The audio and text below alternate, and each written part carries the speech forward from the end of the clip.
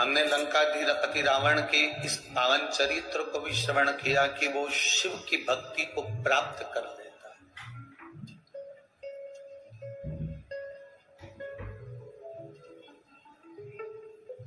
शंकर क्या नहीं दे देते, शिव क्या ना प्रदान कर देते। बस हम सुख की कामना में घर बदल कर देख लेते हैं, हम सुख की कामना में अपनी दुकान बदल कर देख लेते हैं, हम सुख की कामना में अपना व्यापार बदल कर देख लेते हैं, हम सुख की कामना में अपने वस्त्र बदल कर देख लेते हैं। शिव महापुराण की कथा कहती है, सुख की कामना में घर बदल कर देख लिया, व्यापार बदल कर देख लिया, वस्त्र बदल कर देख लिए, दुकान बदल कर देख ली। अब एक बार सुख की कामना के लिए अपना दिल चित्त बदल कर देखना, सुख अपने आप मिल जाए।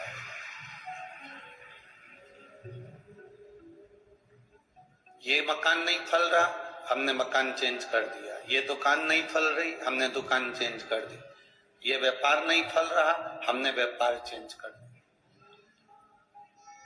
हम सब कुछ बदल कर देख लिए, तो एक बार अपना मन भी तो बदलो कि आखिर हमारे भीतर ऐसी क्या आसक्ति है, हमारे भीतर ऐसी कौन सी तृष्णा है, हमारे भीतर ऐसा कौन सा लोभ क्या समा गया है जिसके कारण हम भगवान के पास नहीं जा पाते।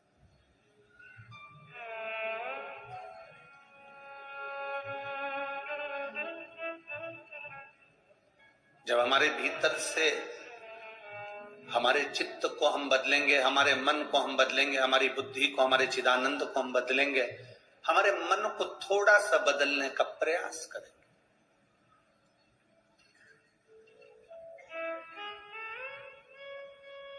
भगवान से दुनिया के लोग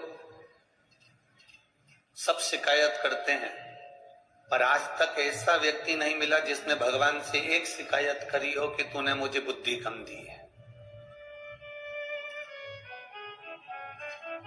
तुम्हारे यहां कोई मिला हो तो बता देना ऐसा, जिसने कभी भगवान के सामने जाकर कहा हो कि तूने मुझे बुद्धि कम दी है। दुनिया के लोग शिकायत करते हैं भगवान से, तूने मुझे गाड़ी नहीं दी, तूने मुझे बंगला नहीं दिया, तूने मुझे बेटा नहीं दिया, तूने मुझे बेटी नहीं दी, तूने मुझे शादी नहीं करी, मेरी पत्नी नहीं आई, मेरा पति नहीं मिला, मुझे मकान नहीं दिया, मुझे सरकारी नौकरी नहीं दी, मुझे गवर्नमेंट का जॉब नहीं दिया, मुझे ये नहीं दिया, मुझे जमीन नहीं दी, मुझे जायदाद नहीं दी। दुनिया के लोग भगवान से शिकायत करते हैं कि तूने मुझे ये नहीं दिया। आज तक ऐसा शिकायत करने वाला पूरी दुनिया में नहीं मिला जिसने भगवान से कहा हो कि तूने मुझे बुद्धि कम दी, क्योंकि सब अपने आप को श्रेष्ठ बुद्धि वाला मानते हैं, कोई अपने को बुद्धि में कमजोर नहीं मानता।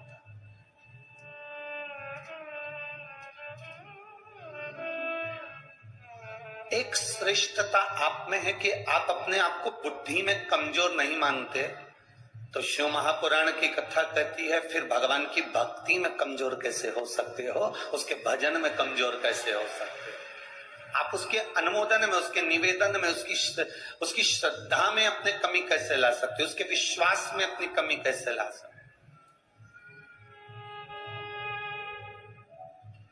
हम अपने भरोसे को प्रबल क्यों नहीं बना पाते।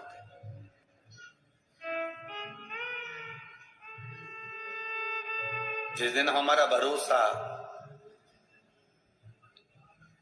हम हमारी दृढ़ता परमात्मा के भरोसे पर छोड़ देते हैं, वो कहते हैं ना, दो तरह के लोग होते हैं, कोई ईश्वर के लिए, भगवान के लिए सब कुछ छोड़ देता, दो तरह के लोग होते हैं, जो एक भगवान के लिए सब कुछ छोड़ देता है और दूसरा वो जो भगवान पर सब कुछ छोड़ देता। अब दोनों का नाम आप बोलिएगा, पहला कौन व्यक्ति कौन है? दो तरह के लोग हैं। पहला कौन सा? जो भगवान के लिए, बोलो जम के बोलो, सब कुछ छोड़ दे। कई लोग कहते हैं हमने घर छोड़ दिया, हमने ये परिवार छोड़ दिया, हमने रिश्ते छोड़ दिए, भगवान के लिए हमने अपना मकान छोड़ दिया, भगवान के लिए हम जंगल में जाकर बैठ गए, भगवान के लिए हमने वानप्रस्थ धारण कर लिया, भगवान के लिए हमने भोजन छोड़ दिया, भगवान के लिए हमने खाना पीना छोड़ दिया, भगवान के लिए हमने सब सुख छोड़ दिया। कई लोग मिलते हैं जो कहते दो तरह के लोग होते हैं, एक भगवान के लिए, ईश्वर के लिए सब कुछ छोड़ देते हैं, और दूसरा वो होता है जो ईश्वर पर सब कुछ छोड़ देता है। इसमें सबसे प्रबल कौन सा है? इन दोनों में श्रेष्ठ कौन सा है? चलो बोलो रे छत्तीसगढ़ वालों, तिल्दा नेवरा वाले, बोलो जरा, दोनों में श्रेष्ठ कौन सा है? पहला है भगवान के लिए सब कुछ छोड़ देना, और दूसरा है भगवान पर सब कुछ छोड़ देना। अब आपके हिसाब से श्रेष्ठ कौन सा है, पहला कि दूसरा? दूसरा। बस आपके लिए ताली बजा लो कि आज आपने श्रेष्ठता का निर्णय लिया। ये आपके लिए है।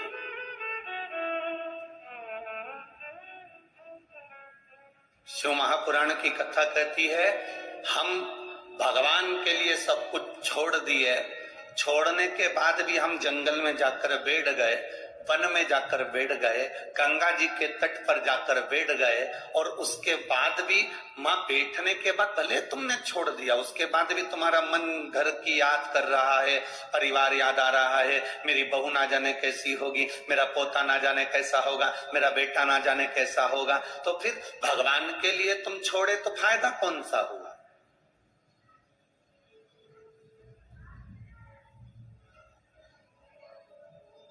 हमने पहले भी कथा में कहा, संत बनना सरल, साधु बनना सरल, तपस्वी बनना सरल, सन्यासी बनना सरल, गंगा जी के घाट पर बैठकर तप करना सरल, नर्मदा जी के तट पर बैठकर भगवान की भक्ति करना सरल, यमुना जी के घाट पर रहकर भजन करना सरल, सरयू के घाट पर बैठकर तप करना सरल, पर सबसे ज्यादा कठिन है घर में रहकर, परिवार में रहकर उनका भरण पोषण करते हुए भगवान का भजन करना। ये कठिन है, ये दुनिया का सबसे कठिन काम है।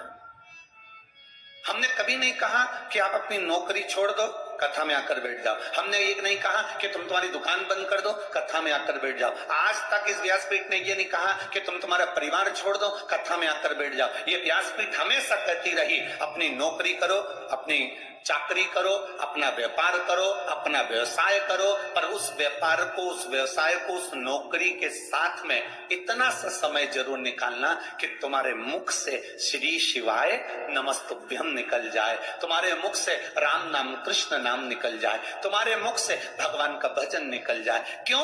नौकरी करते, व्यापार करते, तनख्वाह लाते, तुम जितनी कमाई करोगे अपनी बीवी और बच्चों के लिए करोगे, तुम जितना कमाओगे अपने परिवार के लिए कमाओगे, तुम जितनी मेहनत करोगे अपने परिवार के लिए करोगे, अपने परिवार को देने का प्रयास करोगे। और तुमने जो बीमा इकट्ठा करा है, पैसे जोड़ जोड़ कर जो तुमने इकट्ठा करा बीमा, तुम्हारे मरने के बाद भी मिलेगा तो तुम्हारे परिवार को मिलेगा। पर तुम नौकरी करते करते, काम करते करते जो तुमने भजन कर लिया, काम करते करते जो तुमने मंत्र जाप कर लिया, काम करते करते तुम्हारे मुख से श्री शिवाय नमस्तुभ्यम निकल गया, काम करते करते तुम भगवान का भजन कर लिए, तो वो तुम्हारी जिंदगी भर तुम्हारे साथ में जाने वाला है, अंत समय तक तुम्हारा साथ निभाने वाला है। हमने एक बात पहले भी कथा में कही, आप लोगों ने सुनी कि नहीं सुनी? हमने कहा था, जब तुम्हारा व्यापार अच्छा चले ना, तुम्हारी नौकरी अच्छी चले ना, तो पत्नी के जेवर बनवा दो।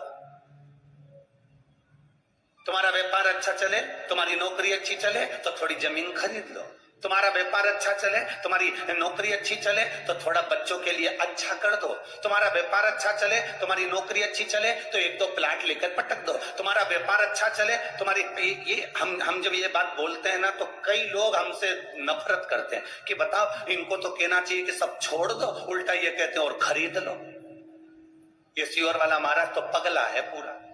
हमारे लोग विरोधी हो जाते हैं इस चक्कर में कि ये उल्टी कथावाज था। हमारा निवेदन है, जब तक तुम्हारा व्यापार अच्छा चले, तुम्हारी नौकरी अच्छी चले, पत्नी के जेवर बनवाओ, बच्चों की एजुकेशन कराओ, अच्छे कपड़े दिलाओ, प्लाट खरीद लो, जमीन खरीद लो, मकान बना लो। चलती हुई नौकरी में, चलते हुए व्यापार में तुम अपने परिवार के लिए सब कुछ करो, पर इतना याद रखना, जैसे चलती हुई नौकरी में जेवर बनाओगे चल जाएगा, चलती हुई नौकरी में, चलते हुए व्यापार में जमीन खरीद लोगे तो पैसा दिल आ जाएगा। उसी तरह इस चलती हुई श्वास में भगवान का भजन कर लोगे तो जीवन सार्थक हो जाएगा। चलते चलते चलने दो, काम करते रहो, नाम जपते रहो, पार कर देगा वो भी कभी ना कभी। चलती नौकरी में दुकान, चलती नौकरी में व्यापार, चलती नौकरी में जमीन जायदाद सब करो तो हाथ पैर चल रहे हैं, तब तक भगवान का भजन भी करो। शरीर चल रहा है तब तक भगवान का भजन भी करो। शरीर चले तब तक कथा में जाओ, शरीर चले तब तक तीर्थ में जाओ, शरीर चले तब तक भगवान के दरवाजे जाओ। और बहुत याद रखना, दो चीजें स्मरण में रखें, तुम्हारे घर में चले तब तक सारे दान पुण्य कर लो, और जब तक शरीर चले तब तक कथा सुन लो, तब तक तुम्हारी मर्जी पड़े जहां जाओ। शरीर चले तब तक इस शरीर का सदुपयोग करो, शरीर चले इस शरीर का सदुपयोग करिए। इस शरीर को गलत जगह पर मत भेजो, इस शरीर को गलत व्यसन में मत ले जाओ, इस शरीर को गलत जगह पर लेकर मत जाओ। कहां मदिरा पान में, कहां मांसाहार में, कहां वेश्यावृत्ति में, कहां जुए में, कहां चरस में, कहां अफीम में, कहां गांजे में, कहां इस शरीर को लेकर जा रहे, कहां इस शरीर को पहुंचा रहे। मैं छत्तीसगढ़ पुलिस को और इस हेलो जिंदगी रायपुर पुलिस को धन्यवाद देना चाहूंगा, जिन्होंने एक पहल कर रखी है नशा मुक्ति के लिए, नशे की रोक के लिए।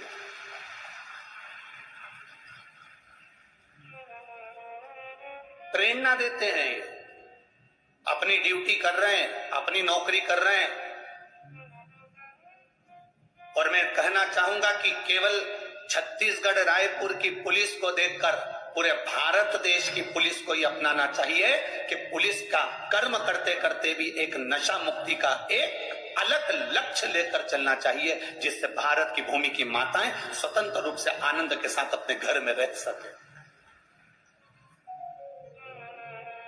हम अपने शरीर को कहां ले जा रहे हैं, हम अपने शरीर को किस जगह लेकर जा रहे हैं, हम अपने शरीर को किस स्थान पर लेकर जा रहे हैं।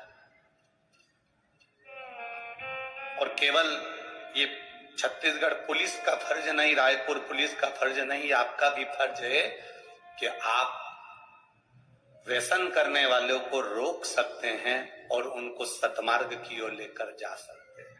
ये अपना भी फर्ज है। एक बार रायपुर छत्तीसगढ़ की इस पुलिस प्रशासन के लिए, जिन्होंने हेलो जिंदगी का एक आनंद लेते हुए संपूर्ण क्षेत्र में अपने नशा से लोगों को दूर करने का प्रयास किया, दूर करने, मैं धन्यवाद देता हूं, बहुत साधुता रखी। अपने चित्त को बदलने का प्रयास करिए, अपने मन को बदलने का प्रयास करिए, अपने भाव को बदलने का प्रयास करिए। ये नहीं कि हम संत बन गए, साधु बन गए, तपस्वी बन गए, साधक बन गए, उपासक बन गए, फिर वही वाली बात आ गई कि दो तरह के व्यक्ति हैं, दो तरह के लोग होते हैं। एक ईश्वर के लिए, भगवान के लिए सब कुछ छोड़ देते हैं, और दूसरा वो होता है जो भगवान पर सब कुछ छोड़ देता। तो हम चाहते हैं आप अपना घर ना छोड़िए, आप अपना परिवार ना छोड़िए, आप अपने व्यापार, दुकान, नौकरी को मत छोड़िए, आप तो उसमें रहिए, पर अपने आप को ही नहीं, अपने पूरे परिवार को भगवान के भरोसे छोड़ दीजिए कि वो संभालेगा, जो होगा वो करेगा। अब सौंप दिया इस जीवन का सब भार तुम्हारे हाथों में, हे हार तुम्हारे हाथों में और जीत तुम्हारे हाथों में। अपना संपूर्ण भाव, अपना संपूर्ण जीवन हम उसको सौंप,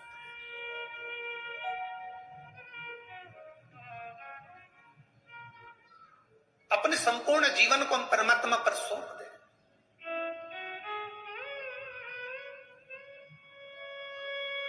आप लोग जब यहां आ रही होगे ना, जितने लोग यहां आ रहे होंगे तो आपके घर के लोग कह रहे होंगे इतना पानी गिर रहा है, घर में सुन लो ना, क्या करोगे वहां कीचड़ में जाके? अकल वकल नहीं है क्या तुम में? समझ नहीं पड़ती क्या तुमको?